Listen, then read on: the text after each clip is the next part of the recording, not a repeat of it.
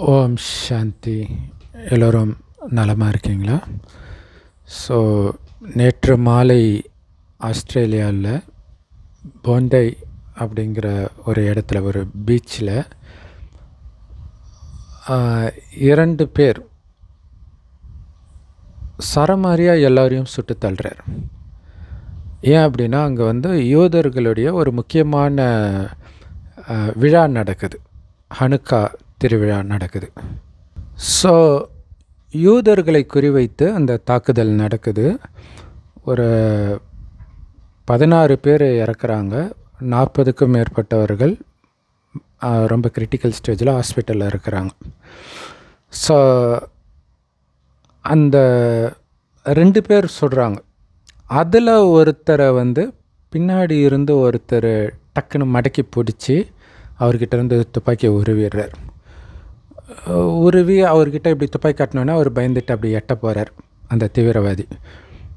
ஆனால் அதுக்குள்ளே என்னாச்சு, இன்னொரு தீவிரவாதி அந்த துப்பாக்கியை மடக்கி பிடிச்சவரை சுட்டுட்டான். அதுக்கப்புறம் போலீஸ்க்கும் இவங்களுக்கும், அதாவது ஒரு 10 நிமிடம் தொடர்ந்து துப்பாக்கி சூடு ஒரு 80 தடவை சுடுறாங்க. ஸோ எப்படி 80 தடவை கண்டினியூஸாக சுட முடிஞ்சதுன்றது தெரியல. ஒருவேளை துப்பாக்கியில் அவ்வளோ குண்டு போட முடியுமா என்னன்னு தெரியல. ஸோ அப்படி சுட்டுக்கிட்டே இருக்கிறாங்க. அதுக்கப்புறம் ஒருத்தரை கிரிட்டிக்கல் ஸ்டேஜில் பிடிச்சிருக்கிறாங்க. ஒரு தீவிரவாதியை போலீஸ் சுட்டுடுச்சு, இறந்துட்டான்.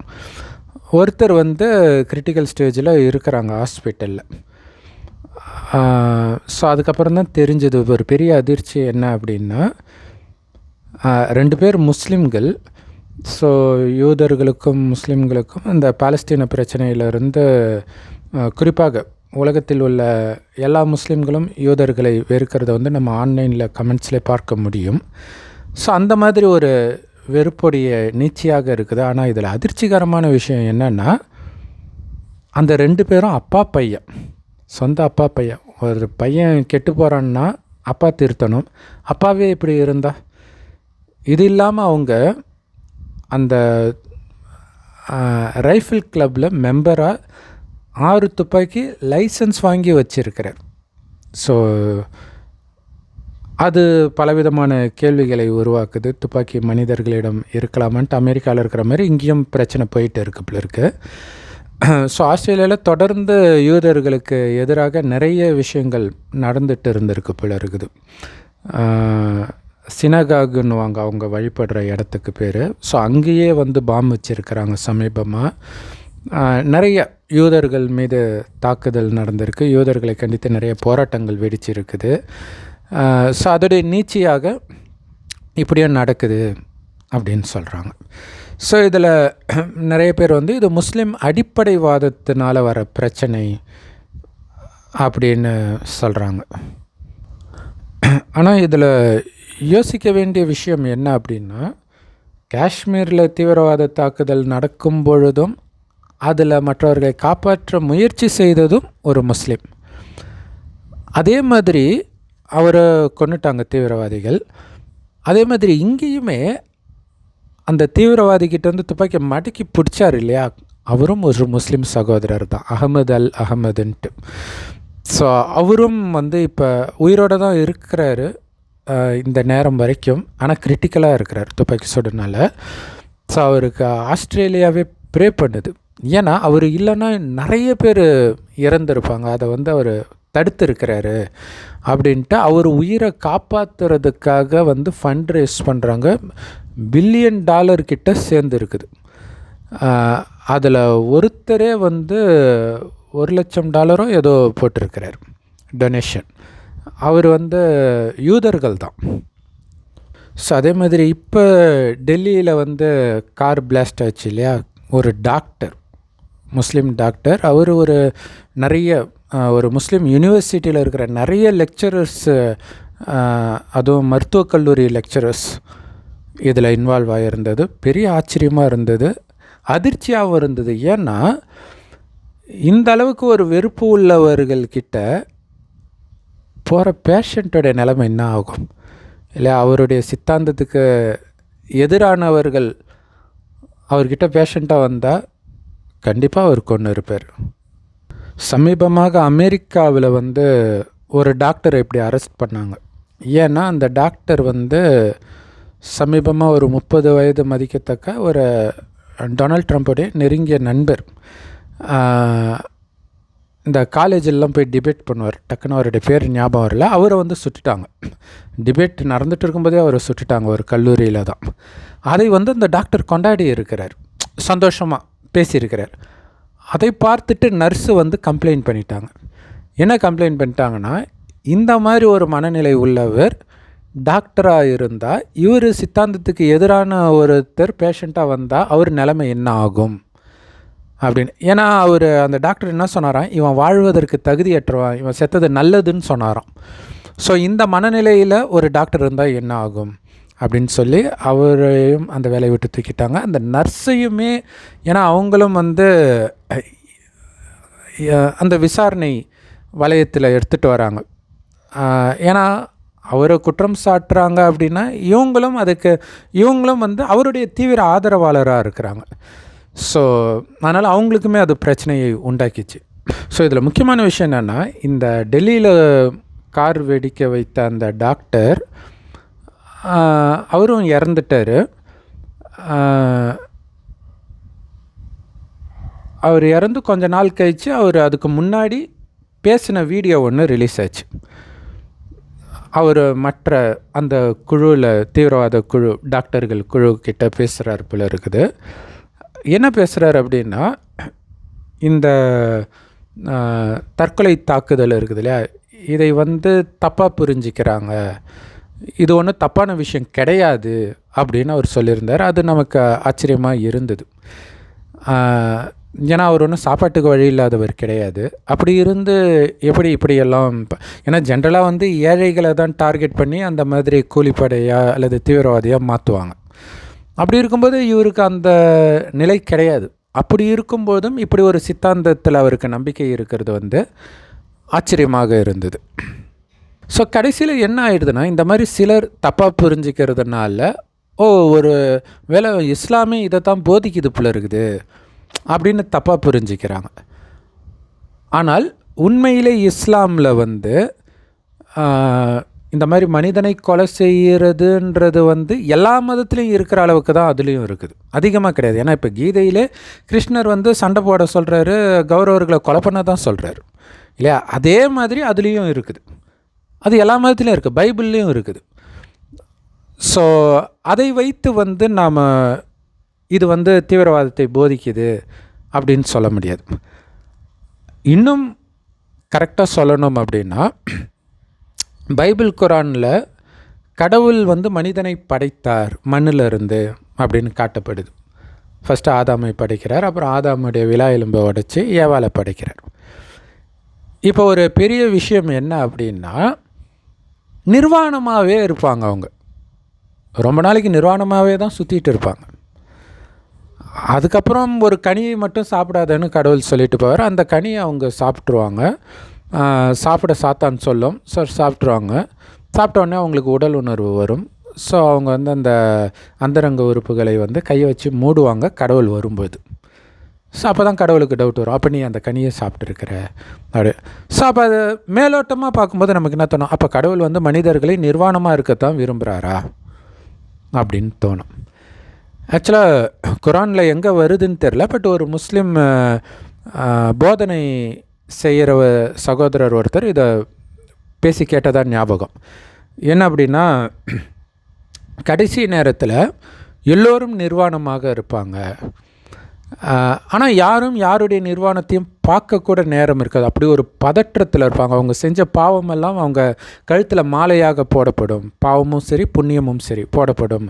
அதற்கேற்ப அவங்க ஒரு லைன் வந்து சொர்க்கத்தை நோக்கி இருக்கும், ஒரு லைன் நரகத்தை நோக்கி இருக்கும் அப்படின்னு சொல்லியிருந்தார். ஸோ கடைசியில் நிர்வாணமாக இருப்பார்கள்னு ஒரு லைன் சொல்லியிருக்கார். ஸோ அது குரானில் எந்த இடத்துல வருதுன்னு தெரியல. ஸோ அது தெரிந்தவர்கள் அவசியம் அது எந்த இடம் அப்படின்னு போடுங்க, எந்த சூறாவில் வருது, எந்த வேர்ஸ் அப்படின்னு போடுங்க, அது பார்க்கலாம். பட் ஆனால் அது சூப்பரான விஷயம். ஏன் அது சூப்பரான விஷயம்னா, கிறிஸ்தவ மதத்தில் பார்த்திங்கன்னா கடவுள் வந்து முஸ்லீம் மதத்துலேயும் தான், மண்ணிலிருந்து எழுப்புகிறார் ஆதாமை. கடைசியில் பார்த்திங்கன்னா கல்லறையிலேருந்து கடவுள் எழுப்புவார்னு இருக்கும். இங்கே என்ன விஷயம்னா, ஃபஸ்ட்டு இது தான் லாஸ்ட்டு இதாக இருக்கும் அப்படின்னு யாருக்கும் தெரியாது. ஏன்னா அவங்க லீனியராக நினச்சிக்கிறாங்க. லீனியர் கிடையாது, இது சர்க்கிள். இந்து மதத்தில் அது தெளிவாக சர்க்கிள்னு இருக்கும். அது ஒவ்வொரு மதத்துலேயும் ஒவ்வொரு ரகசியம் பிட்டாக இருக்குது. ஆனால் எதுலேயுமே ஃபுல் இது கிடையாது. கடவுளே நேரடியாக கொடுத்தா தான் அதோடைய உண்மையான அர்த்தம் தெரியும். அந்த உண்மையான அர்த்தம் வரும்போது தான் இது இங்கே வரணும், இது இங்கே வரணும் அப்படின்னு நமக்கு தெரியுது. அப்படி கடவுளே இறுதியில் இந்த பூமிக்கு வருவாருன்றது யாருக்கும் தெரியல. ஆனால் கடவுள்னு யாரை நம்புகிறாங்களோ அவங்க கிருஷ்ணர் வருவார், இயேசுவின் 2ஆம் வருகை அப்படி நம்பிட்டு இருக்கிறாங்க. அவங்களும் தாயின் கர்ப்பத்தில் பிறந்தவர்கள். தாயின் கர்ப்பத்தில் பிறந்தாலே அவர்கள் மனிதர்கள் தான், உயர்ந்தவர்களாக இருக்கலாம், இருந்தாலும் மனிதர்கள் தான், கடவுள் கிடையாது. ஸோ கடவுள் தாயின் கர்ப்பத்தில் ஒருபோதும் பிறப்பதில்லை. ஆனாலும் அவர் இந்த பூமிக்கு இறுதியில் வருகிறார், ஒரு வயோதிகர் உடலுக்குள்ளே பிரவேசிக்கிறார். குழந்தையாக பிறக்கலை, அந்த உடல் அவரோடது கிடையாது. ஏற்கனவே இருக்கிற ஒரு உடம்புல அவர் வரார். எப்படி இயேசு உடம்புல பரிசுத்த ஆவி வந்துச்சுன்றாங்க இல்லையா, அந்த மாதிரி வரார். அவர் கொடுக்குறார் இந்த ஞானத்தை. இது 5000 வருட காலச்சக்கரம். ஆனால் இந்து மதத்தில் இது லட்சக்கணக்கான வருடம்னு சொல்லியிருக்கோம். அது தப்பு.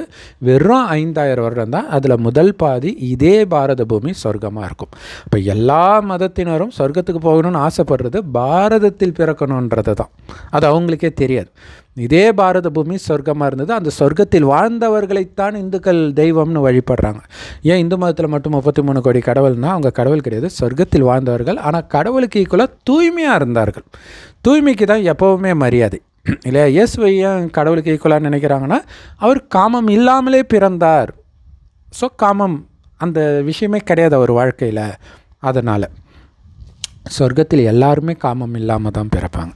கணவனும் மனைவியும் நமக்கு ஒரு வாரிசு வேணும்னு நினைக்கும்போது மனைவி கர்ப்பமாவலே தவிர காமத்தினால் கிடையாது. அதோடைய நினைவு இயேசு அப்படி பிறந்ததாக பைபிளில் வெளிப்பட்டு இருக்குது. ஆனால் அது சொர்க்கத்தில் இருப்பவர்களுடைய நினைவு. ஸோ இங்கே மெயினாக சொல்ல வர்றது என்னென்னா, இது சத்தியுகம், திரேதாயுகம், துவாபரயுகம், கலியுகம். கடைசி 100 வருடம் இறைவன் வரார். அதை சங்கம யுகம்னு சொல்கிறோம். இது எந்த மதத்திலும் இல்லை, இந்து மதத்திலும் இல்லை. சங்கம யுகன்றது அங்கே தான் இறைவன் வரார். அதாவது அவர் வரும்போது இது சங்கம யுகம், இறைவனும் குழந்தைகளும் சந்திக்கிற யுகம். கலியுக நரகமும் சத்தியுக சொர்க்கமும் சந்திக்கிற யுகம் அல்லது மாறுற யுகம். அப்படி மாற்றுறதுக்காக இறைவன் இறுதியில் வரார். ஸோ இறுதியில் இறைவன் வருகிறார். அந்த இறுதி அடுத்த கல்பத்தின், இந்த 5000 வருடத்தை கல்பம்னுவோம், அடுத்த கல்பத்தின் தொடக்கமாக இருக்குது. முந்தைய கல்பத்தின் இறுதி அடுத்த கல்பத்தின் தொடக்கமாக இருக்குது. ஸோ இந்த இறுதியில் நடக்கிற விஷயந்தான் இறுதியில் அவங்க ஆரம்பத்தில் மண்ணிலிருந்து ஆதாமை எழுப்புகிறார், கடைசியில் கல்லறையிலிருந்து எழுப்புவார் மனிதர்களை அப்படின்னு சொல்லிட்டாங்க. அதே மாதிரி இந்த முஸ்லீம் சகோதரர் சொன்ன மாதிரி ஆரம்பத்தில் நிர்வாணமாக ஆதாம் ஏவாள் இருக்கிறாங்க, இறுதியிலும் நிர்வாணமாக இருப்பார்கள். அது உண்மையில் ஆரம்பமும் அதுவே, முடிவும் அதுவே, அது ஒரே நேரம். அது ஏன் நிர்வாணமாக இருக்கிறாங்கன்றதை நாம் சொல்கிறோம். ஆனால் அதுக்கு முன்னாடி ஒரு பதற்றமாக இருக்க வேண்டான்றதுக்காக ஒரு விஷயம் சொல்கிறோம். அது ஸ்தூலமான நிர்வாணம் இல்லை, அது வேற ஒரு நிர்வாணம். சரி, இப்போ என்னென்னா, இன்றைக்கி பிரச்சனைகளுக்கு என்ன காரணம்? இப்போ இந்த யூதர்கள் முஸ்லீம்கள் பிரச்சனைக்கு என்ன தீர்வு கொடுக்க முடியும்? யோசிச்சு பாருங்கள். உலகம் ஃபுல்லாக எந்த மதமாக இருக்கட்டுமே, மதங்களுக்கு இடையில் வர பிரச்சனையே இருக்கட்டுமே, எல்லா மதத்தினருக்கும் ஒரே ட்ரெஸ்ஸு, ஒரே மாதிரி அப்பியரன்ஸ் இருந்தால் பிரச்சனை வருமா? அந்த மதத்திற்குன்னு அடையாளம் இருக்கு இல்லையா, அதையெல்லாம் ரிமூவ் பண்ணியாச்சுப்பா, ஒரே மாதிரி ட்ரெஸ் தான் போடணும் அப்படின்னா அவங்க எப்படி கண்டுபிடிப்பாங்க யார் முஸ்லீமு, யார் யூதர்கள், யார் இந்து, யார் கிறிஸ்டின்? கண்டே பிடிக்க முடியாது. பிரச்சனையே இருக்காது இல்லையா? ஆனாலும் ஒரு பிரச்சனை வரும். என்ன பிரச்சனை தெரியுமா? ஆண் பெண்ணுன்றது தெரியும். ஏன்னா இங்கே மிகப்பெரிய எதிரியே காமம் தான் இல்லையா? பாலியல் குற்றங்கள் தானே உலகம் முழுவதும் பயங்கரமாக இருக்குது. ஸோ அந்த குற்றத்திலிருந்தும் காப்பாற்றுறதுக்காக தான் கடவுள் நிர்வாணமாக்குறார். இப்போ நிர்வாணமாக்கிட்டால் ஆண் பெண்ணுன்றது தெரிய தானே செய்யும்.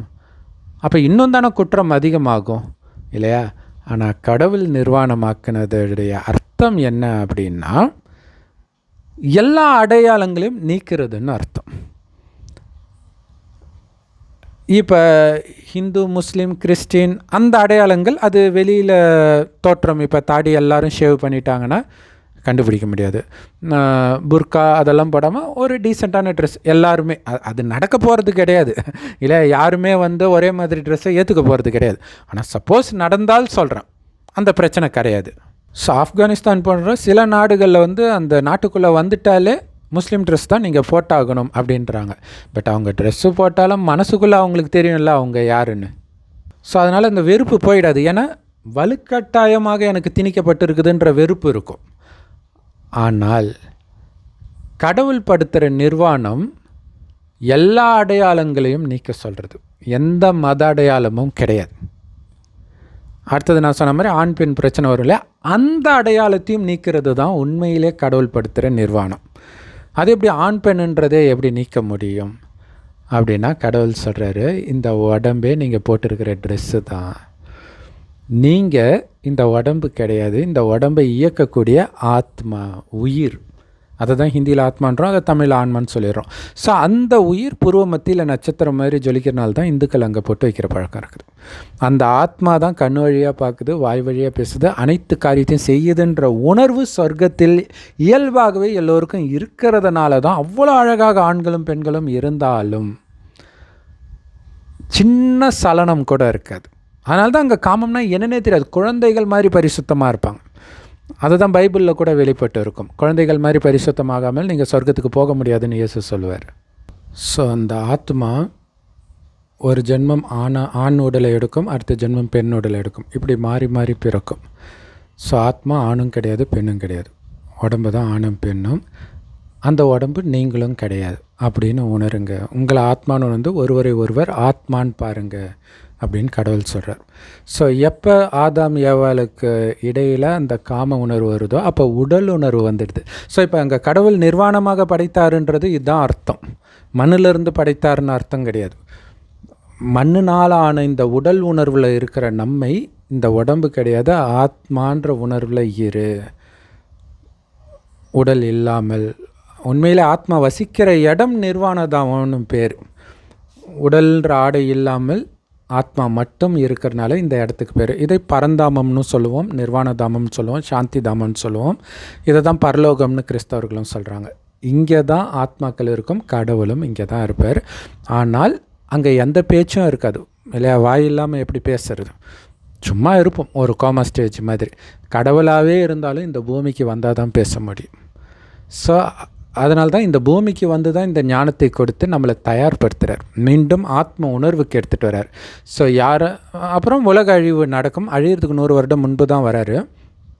உலக அழிவின் போது ஆத்மாக்கள் எல்லாம் மேலே போயிடும். ஆனால் போகிறதுக்கு முன்னாடி யார் உடல் உணர்வை முற்றிலும் மறந்த ஆத்ம உணர்வில் இருக்கிறாங்களோ அந்த குணம் தான் அடுத்த ஜென்மத்தில் வெளிப்படும். ஸோ அந்த குணத்திற்குரியவர்கள் சொர்க்கத்தில் இருப்பாங்க. ஸோ அந்த குணத்தை இப்போ நீங்கள் நிரப்பிட்டீங்கன்னா சொர்க்கத்தில் பிறப்பீங்க, இல்லைனா மேலே இருப்பீங்க. சொர்க்கம் முடிந்து 2500 வருஷம் கழிச்சு இதே பூமி நரகம் ஆன பிறகு தான் ஜென்மம் எடுப்பீங்க. அதுவும் ஆத்மாவுடைய பவருக்கு ஏற்ப. அதுலேயுமே பவர் போக போக குறைஞ்சிட்டே இருக்கும். ஸோ கலியுகத்தின் இறுதியிலலாம் பவரே கிடையாது. ஸோ பவரே இல்லாமல் ஆத்மாக்கள் மேலே போச்சுன்னா அந்த ஆத்மாக்கள் கலியுகத்தின் இறுதியில் தான் பிறவியே எடுக்கும். சொர்க்கத்துக்கும் வராது, நரகத்திலும் ஆரம்பத்தில் சுகமாக தான் இருக்கும், அங்கேயும் வராது.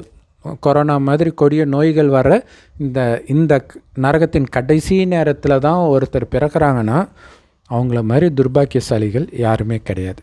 ஸோ அதனால் கடவுள் சொல்கிறாரு, இது உங்கள் உலகமே கிடையாது, சொர்க்கம் தான் உங்களுடைய உலகம். இது சாத்தானுடைய ராஜ்யம். சாத்தான்னா ஒன்றும் இல்லை, ராவணன் இந்து மதத்தில் சொல்லுவாங்க. 10 தலை இருக்கும் இல்லையா. அதோடைய அர்த்தம் என்னென்னா, காமம், கோபம், பற்று, பேராசை, அகங்காரன்ற 5 விகாரம் ஆணிடமும் இதே 5 விகாரம் பெண்ணிடம் உள்ள இணைந்த ரூபந்தான் 10 தலை ராவணன்.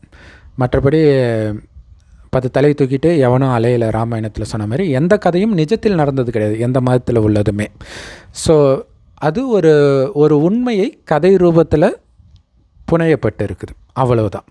ஸோ இப்போ கடவுள் இந்த நேரடி ஞானத்தை சொல்லும்பொழுது தான் உங்களுக்கு இதுக்கு இதுதான் அர்த்தம் அப்படிங்கிறது புரியும். ஸோ அது தெரியாமல் அந்தந்த மதத்தில் உள்ளதை அப்படியே நினச்சிட்டு அந்த மதத்தை சார்ந்தவன் நானுன்ற ஒரு அடையாளத்தில் இருக்கும் பொழுது இந்த மாதிரி ஒரு மதத்திற்கு எதிரான நம்ம மதத்தின் மீது நமக்கு பற்று வரும்பொழுது அந்த மதத்துக்கு எதிராக யாராவது செயல்படுறாங்கன்னா அவங்க மேலே வெறுப்பும் வந்துடும் இயல்பாகவே. பற்று இருந்தால் அதோடைய இன்னொரு பக்கம் வெறுப்பு.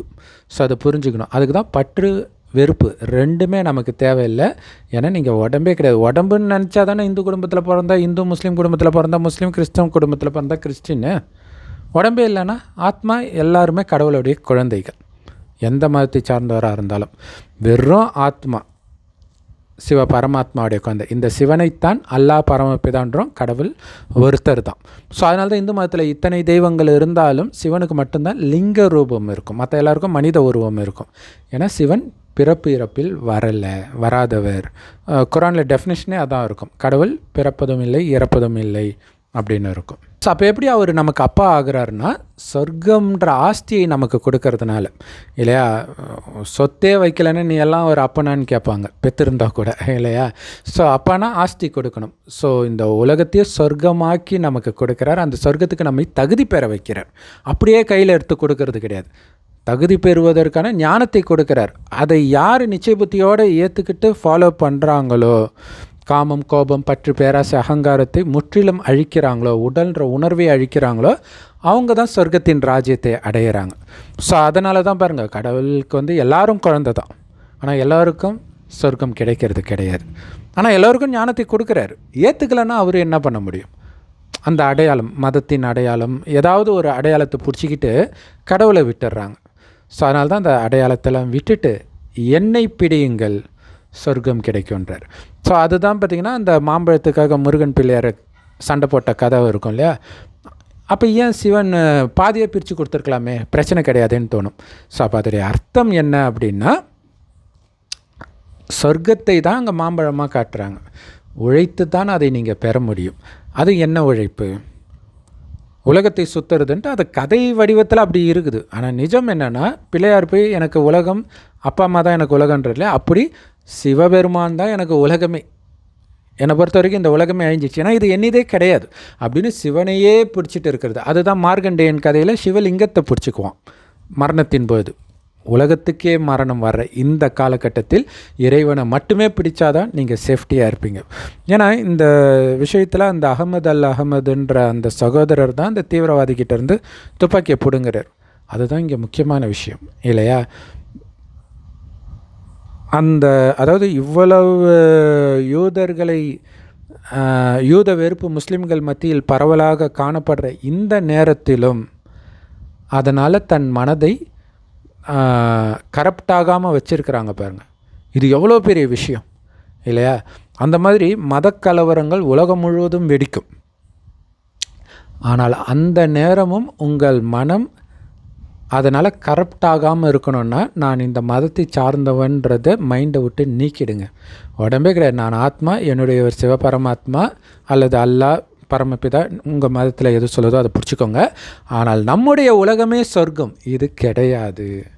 இங்கே இருக்கிற யாருக்கும் எனக்கும் சம்மந்தம் கிடையாது. இறைவன் ஞானம் கிடைச்ச உடனே இந்த உடல்லேருந்து நான் வெளில வந்துட்டேன். உடல்லேருந்து ஆத்மா வெளில வந்தால் செத்துட்டோன்னு அர்த்தம். அப்புறம் ஏது எனக்கு அப்பா அம்மா, ஜாதி, மதம், சொத்து எதுவும் கிடையாது எனது.